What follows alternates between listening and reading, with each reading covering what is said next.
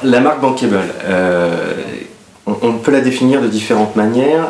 Il est vrai que je pense qu'il faut faire en tous les cas une différence entre la marque dite forte et la marque bankable. La marque dite forte, c'est effectivement celle qui va être peut-être au cœur d'une forme de notoriété, forme de marque notoire qui va être plutôt éphémère. C'est-à-dire que quand on prend aujourd'hui un pitch d'une start-up qui souhaite démontrer ce que va être sa marque, elle cherche avant tout la notoriété. Il va lui falloir investir beaucoup, mettre beaucoup de moyens et finalement rechercher cette idée d'être uniquement dans le top of mind, le fameux top 5, qui permet d'avoir mémorisé uniquement la marque. Marque bankable va beaucoup plus loin. En fait, la marque bankable, c'est un aspect à la fois marketing et financier.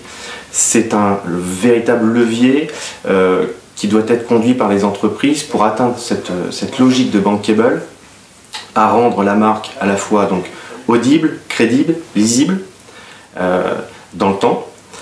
Une marque va être aussi confrontée à cette logique de temps, forcément. Il faut lutter pour une marque systématiquement à l'érosion du temps. Ce qui va faire la marque bankable aussi, c'est celle qui va être d'un point de vue stratégique rare, inimitable, remarquable, mémorable, mémorisable, et potentiellement, je dis bien potentiellement, rentable, en tous les cas à moyen et long terme. Puisque là, le principe aussi de la marque bankable, c'est de ne pas forcément revendiquer une rentabilité immédiate.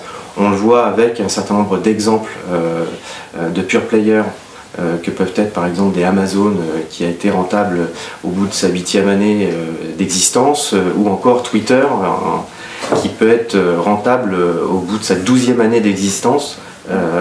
Donc on est dans cet angle-là. Ce qu'il faut retenir sur la marque bankable, à mon sens, c'est de proposer quelque chose de différent, de très structuré en tant que marque auprès des consommateurs, auprès des utilisateurs, auprès des investisseurs.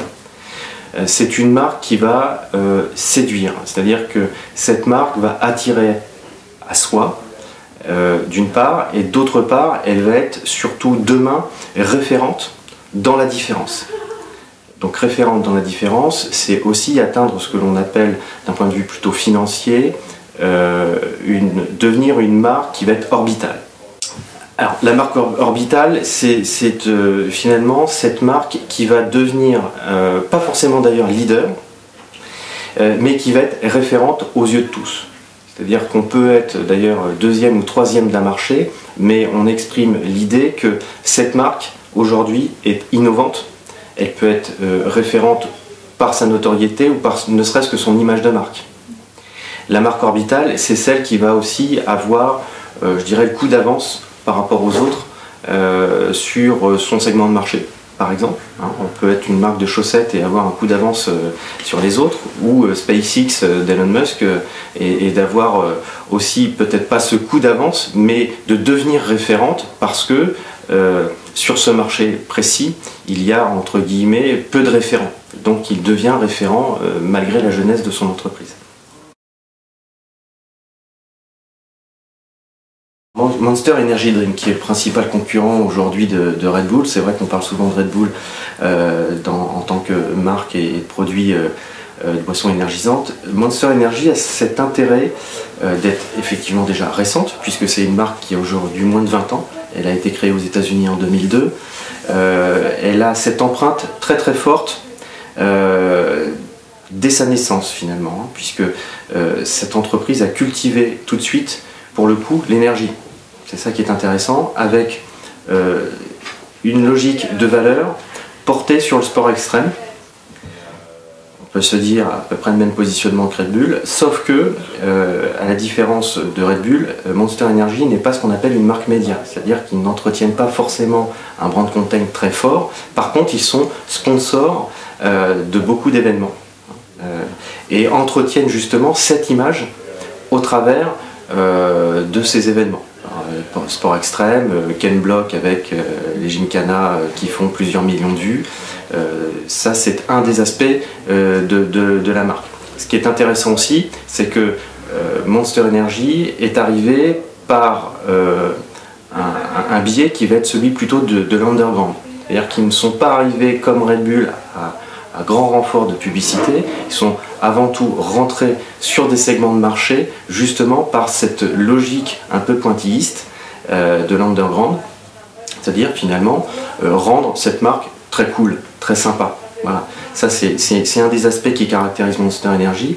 Et l'autre aspect qui me semble très fort, c'est d'avoir mis en avant, à la fois dans le logo, on le voit avec la griffe en tant que telle, cette couleur fluo et en même temps cette couleur noire très premium, cette logique de passion qui est très présente à la fois donc, dans le logo, dans le nom en tant que tel, hein, et puis derrière dans l'ensemble des principes qui vont être liés à la marque dans son utilisation au quotidien. C'est ce qui fait aussi aujourd'hui que cette marque est présente dans 100 pays, ce qui est quand même une très grande réussite et qui ne fait pas d'elle, certes, un leader, c'est ce que je rappelais tout à l'heure dans la logique de marque bankable, ce n'est pas le leader, par contre c'est devenu une marque référente, c'est devenu une marque remarquable, c'est devenu une marque rare finalement, qui est difficilement imitable, certains ont essayé, n'ont pas réussi. Il est vrai qu'on peut évoquer la marque bankable de nombreux aspects, on pourrait en parler des heures. Il y a un des aspects aussi sur lesquels on peut peut-être faire un focus, sur lesquels on peut zoomer, c'est la logique de culture. La logique de culture qui est très très forte, très prégnante. Comme je pouvais prendre comme exemple, nous ne sommes pas obligés d'avoir aussi forcément une marque mondiale pour être bankable, hein, peut être bankable d'un point de vue local, mais en tous les cas, il y a un dénominateur commun qui est très important au sein justement de l'ensemble de ces marques qui sont bankable ou qui tentent de le devenir, c'est la culture. Le fait de véhiculer une culture. Si on prend des exemples comme des marques comme Vans, la marque américaine créée dans les années 60, Adidas qui a reboosté son image au milieu des années 80 aux États-Unis et puis après un peu partout dans le monde, ou encore en exemple les casques Beats qui ont été lancés au milieu des années 2000, il y a ce dénominateur commun par exemple de la culture, street culture, alors à la fois qui peut être hip-hop, très forte, qui peut être la culture du skateboard par exemple, la culture de la liberté, vraiment de la liberté qui peut amener justement derrière le consommateur à s'identifier. Mais dans un autre cas, on peut aussi avoir d'autres marques bien plus anciennes, si on prend par exemple ne serait-ce qu'Hermès, qui va elle véhiculer non pas la culture du luxe, puisque c'est un mot tabou quand on analyse cette marque.